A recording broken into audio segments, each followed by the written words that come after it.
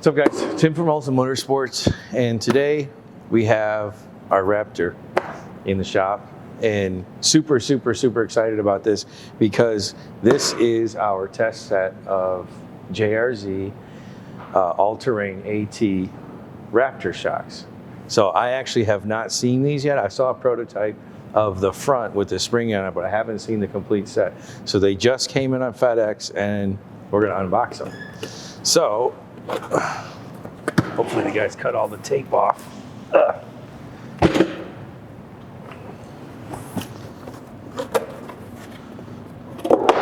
Decals, important. And never figured out what this is. Like a little mouse pad, but it's foamy. Who knows? But it's cool. And so this looks like the front. Yeah, this would be the front. And a rear as well. So this is a rear. It's a 60mm internal piston. Stock travel. And this kit is available in stock ride height. So up here, this is the rebound adjuster on the top. 24 clicks of compression with a linear bleed. And then we have a 60mm canister here with, I believe this is, yeah, this is 16 clicks of compression on this one with gas adjustable on the damper side there. And it's so much different than our regular JRZ products. I mean, it's absolutely massive. Good quality. Super stoked about this. And then the front is here. So these are available in stock height as well as a 3-inch lift. And like I said, we're Chicago boys, so we have to be able to fit in parking garages and also our garage at home. So we chose the stock height. This thing's massive. Remote reservoir. And look at the size of these top hats. These top hats are super thick. So it's derived from our LC lineup that we sell on our armored stuff with a really long shackle. So this one's gonna have the adjust. This is actually inverted. So the rear is this way, and then this side's inverted. So this adjuster would be on the bottom as well. So it'll be super easy just to reach right inside the wheel well and make your adjustments on that. Keith, we're gonna run out of room here, buddy. Oh, these things are massive. It's like the biggest JRZ shock I've ever held in my hand. Thanks, buddy.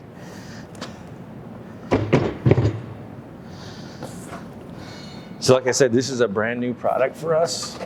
We're super excited about it. And then in the next video, we're actually gonna install it on our truck and then go out and get some cool footage of it and test it this coming weekend. So it's February 7th, 8th, and 9th. We're going on a snow rally up on the Upper Peninsula of Michigan. So we're gonna test it out in freezing cold conditions. And then this is the other rear. So it keeps stock travel, so you still maintain your 13 inches of travel in the rear. So these are currently not pressurized, right? No, they're not pressurized because you can't fit them in the box. So I'm sure when we do the production set, we'll have a longer box and send them out pressurized for kind of the do-it-yourself guys in the garage. But to get this set out here, we had to run it with no pressure in it. So the pressure on the canister, I think we're going to start with kind of like a recommended, like a 225 PSI in the canister, but we'll be able to adjust that on our rally. And we'll see how it is. So these are massive. It's a really attractive price point at $53.50 for a car set. So $53.50 for a car set includes everything you see here: top hats, springs, collars, front and rear dampers. And these will be in stock and ready to ship probably 2 weeks from the time you order them. So they're all made to order. They're not stock. They're all made custom to order. But we'll have it up on our online store here shortly. So Keith's going to turn the camera around here in a couple minutes, and we're going to start with the install video and check it out and see how it goes. So I wanted to talk a little bit about the difference between, this is a factory Fox Racing Ford Raptor damper, and then this is the dampers that we just installed. This is actually a display piece, but this is a good time to talk about the difference between a bypass shock and a JRZ AT damper. So I don't know if anybody really knows what a bypass shock is, but a bypass shock here is a tube inside of a tube, and then as the stroke goes down this way, there's holes. So you'll have a hole here and a hole here. Behind the first hole is a shim stack in this damper, and that shim stack is a soft bleed. So as you're moving the piston down, you have the shims on top, and that's a compression stroke. So what happens above the piston doesn't really matter on the compression stroke. So you're moving down, you're approaching the first hole, and the shock is really, really soft. Then it passes the first shim stack, which would be somewhere in this area.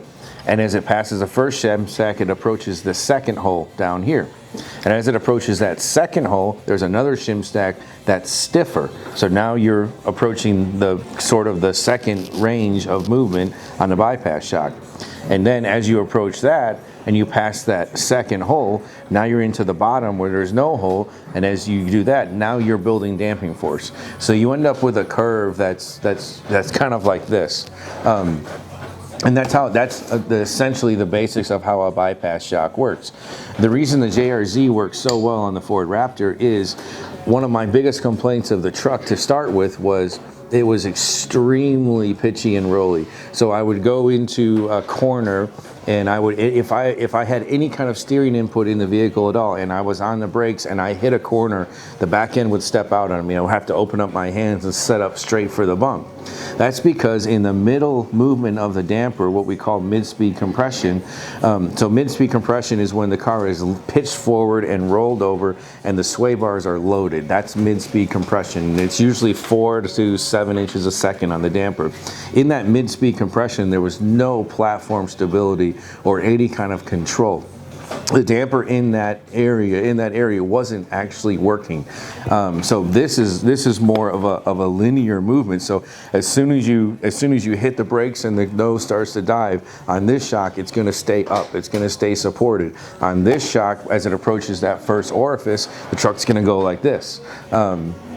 And then as you start to bend the car in and close your hands, as you start to bend the car in, then it's going to go like this.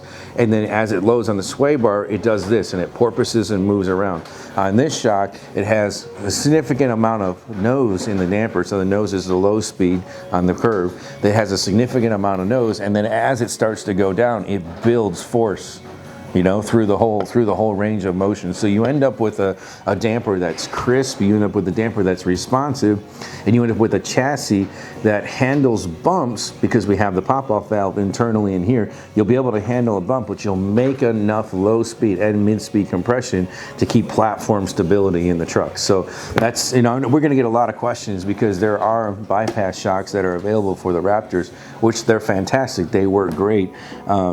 But for daily driving situations of control and also even off-road applications of control, you still need movement all the way throughout the shock. So this is a different, you know, inherent design than this is, but I just wanted to tell you guys a couple of the differences. So thanks for watching, and don't forget to subscribe to our channel. Thank you.